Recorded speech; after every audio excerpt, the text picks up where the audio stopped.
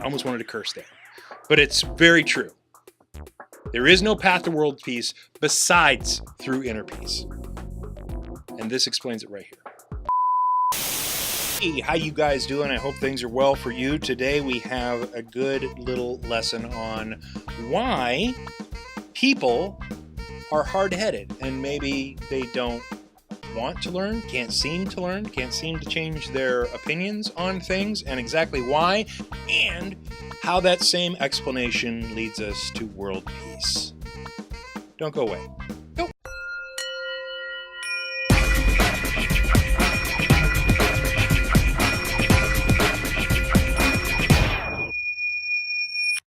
Hey, welcome to the I Am Podcast, where we answer all the questions about spirituality and inner peace that you ever wanted to ask. I am your host, Sean Webb. Okay, so first, a couple of thanks go out to John H. Yet again. Thanks, John. And to Anatoly, who I'm thankful that I don't have to pronounce your last name because it would be a little bit of a challenge. Thank you, Anatoly, though. I very much appreciate your contribution. And so on to today's topic. You know, we interact with a lot of people on the planet during our lives, and we meet a lot of folks who sometimes can seem hard-headed or really attached to their positions on whatever it is. As an example, I could bring up, the fact that let's say we know that there's over 99% of the scientists in the world agree that global warming is happening and that it is human influenced.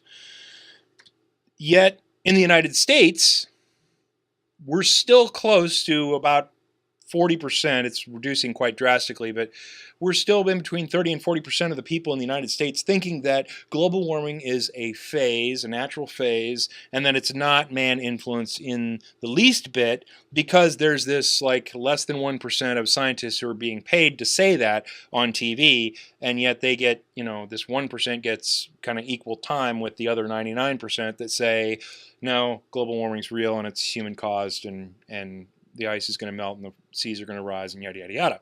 And so there's a bunch of folks who are attached to the idea that global warming is a hoax, it's false, it's a natural cycle, it's not human-caused, whatever it is, because that's something that is attached to their political position. Now, in a lot of folks, political positions come into their core sense of self. And so the things associated with their political positions also become a core sense of self.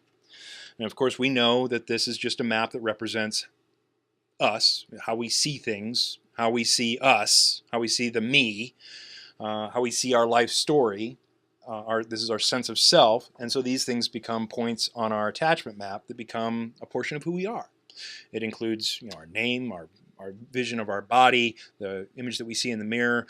It becomes our life story. It becomes the people that we're close to, our family, our friends that we're attached to. It becomes the ideas that we're attached to, such as religion, such as politics, such as all the things associated with those ideas and those attachments. So those become a sense of self. And we also know from the Body, Mind, Spirit 101, which happened in the first 20 episodes of this podcast that you should have watched, hint, hint.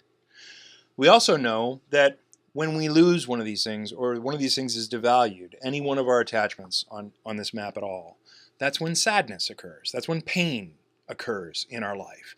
And so, for instance, if we lose a portion of our body, such as we lose a limb in war, that can cause a high level of depression and high level of anxiety in some folks, and something even out here on the edge of the map, that say we're a fair weather fan of a sports team who loses the championship. Well, that's a devaluation. We could become disappointed about that.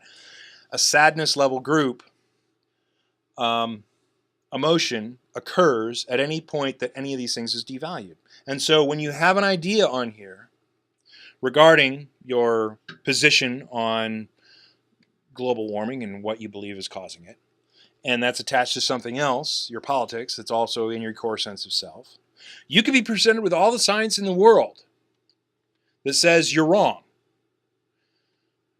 But what you're going to do, because this whole thing is driven by how our cells are wired together, you're going to defend a sense of self.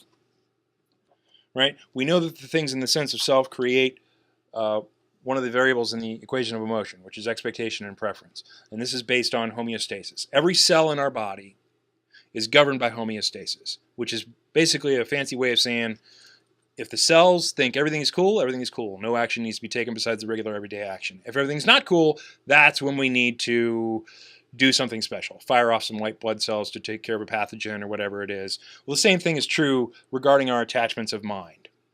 If everything's cool with every one of these attachments and nothing's interacting with it in the world, then we don't need to do anything. But at the point that something's interacting with one of these attachments, that's when our emotions arise. That's when things occur emotionally for us to take action. So in the instance of our idea of politics, which is our high sense of self, our politics are being attacked because global warming science is being, our belief in global warming is being attacked because we don't believe it's real.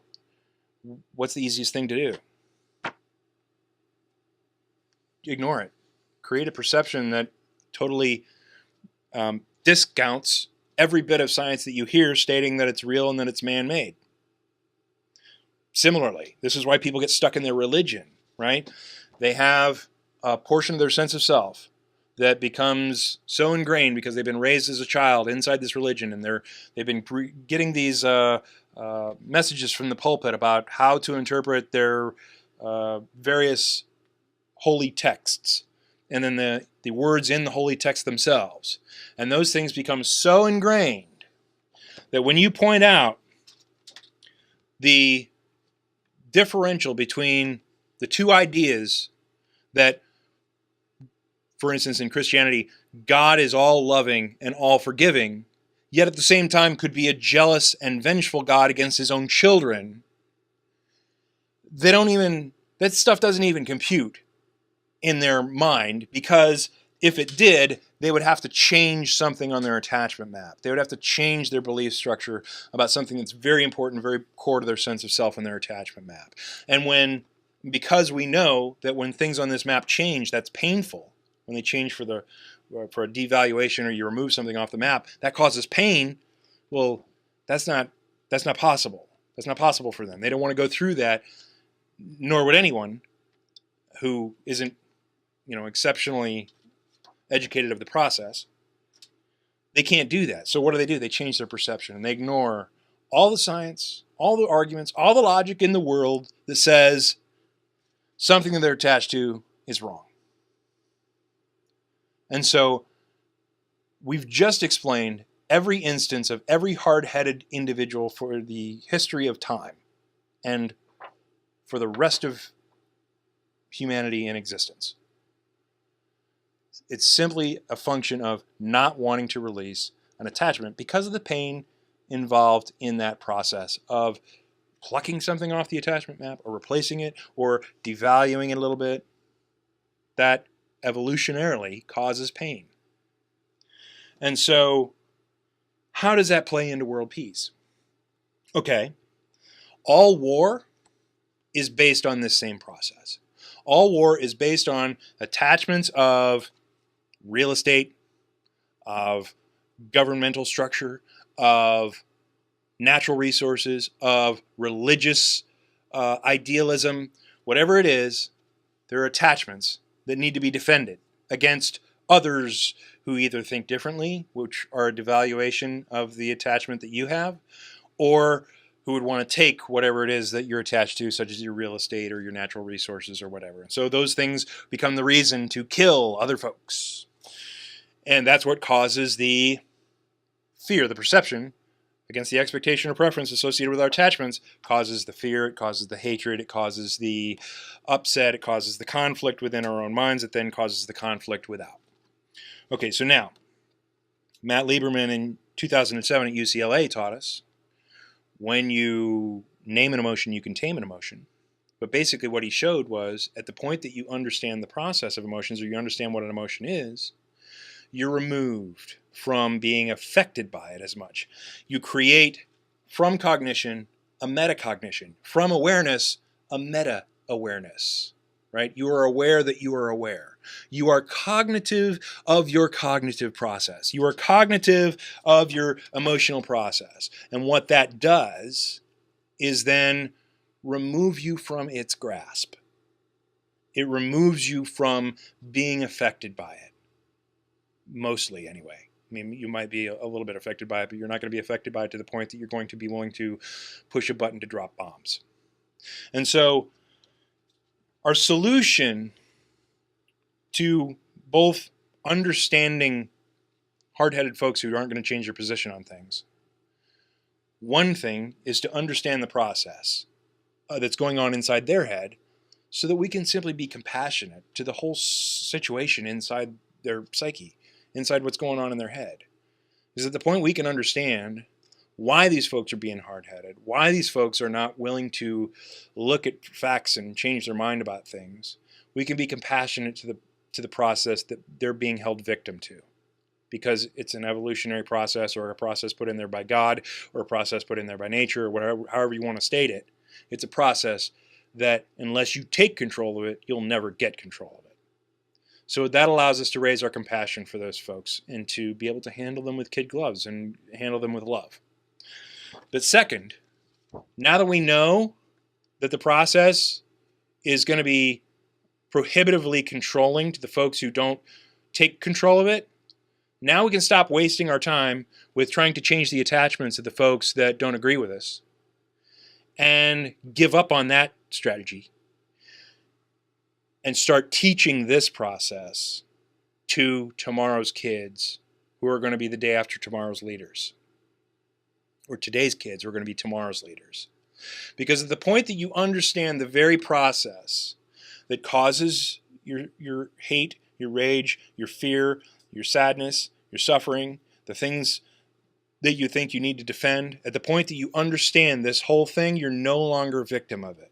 You're now taking control of it. You're now taking control of the variables that control your emotional landscape, that drive you into that tizzy of being able to fire bullets or fire rockets or bombs at strangers.